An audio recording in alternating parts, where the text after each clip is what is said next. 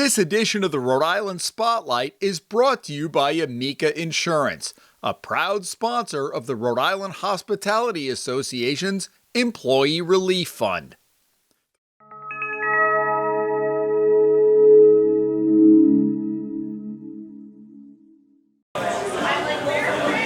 The hospitality industry in Rhode Island is gradually bouncing back as customers return to restaurants and travelers check into local hotels, trying to put the pandemic in the rearview mirror. And while the federal government helped with unemployment compensation and stimulus dollars, some in the hospitality industry had unexpected expenses over the past year and a half.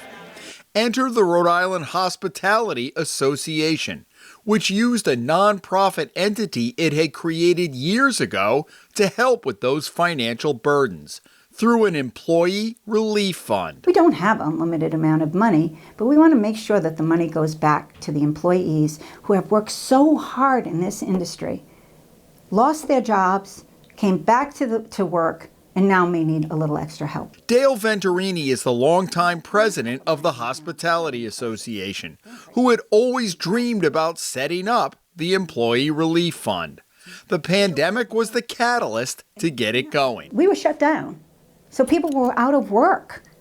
And so the purpose was to help employees of our members that were out of work through no fault of their own, to give them small grants to help them out with different, whatever they needed to spend that money on. The money was just coming in from random people that we didn't even know. Heather Singleton is the association's chief operating officer and oversees the fund.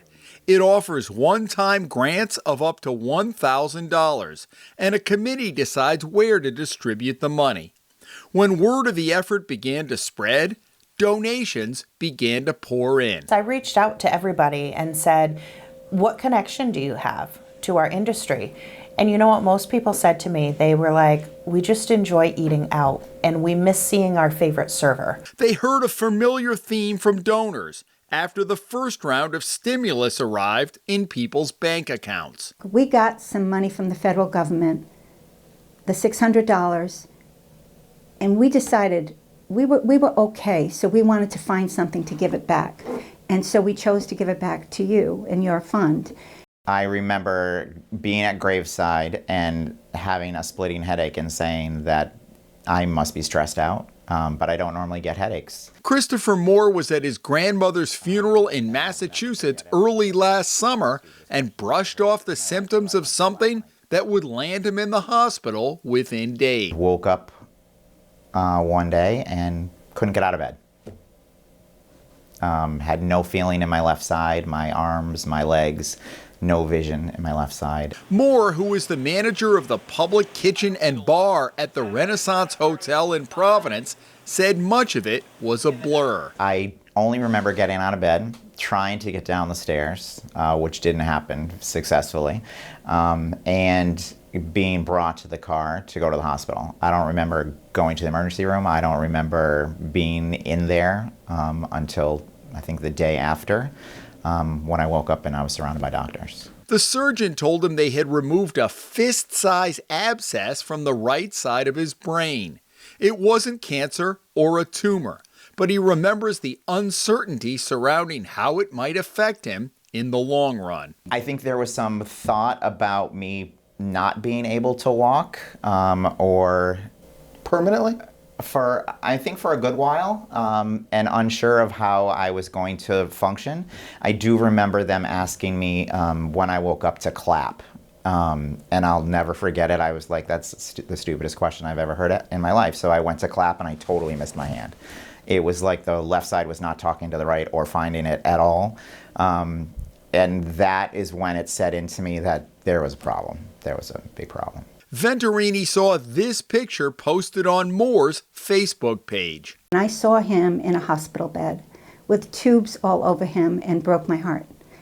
And that's when I said, that's what we need to do. We need to help. We need to help in these instances.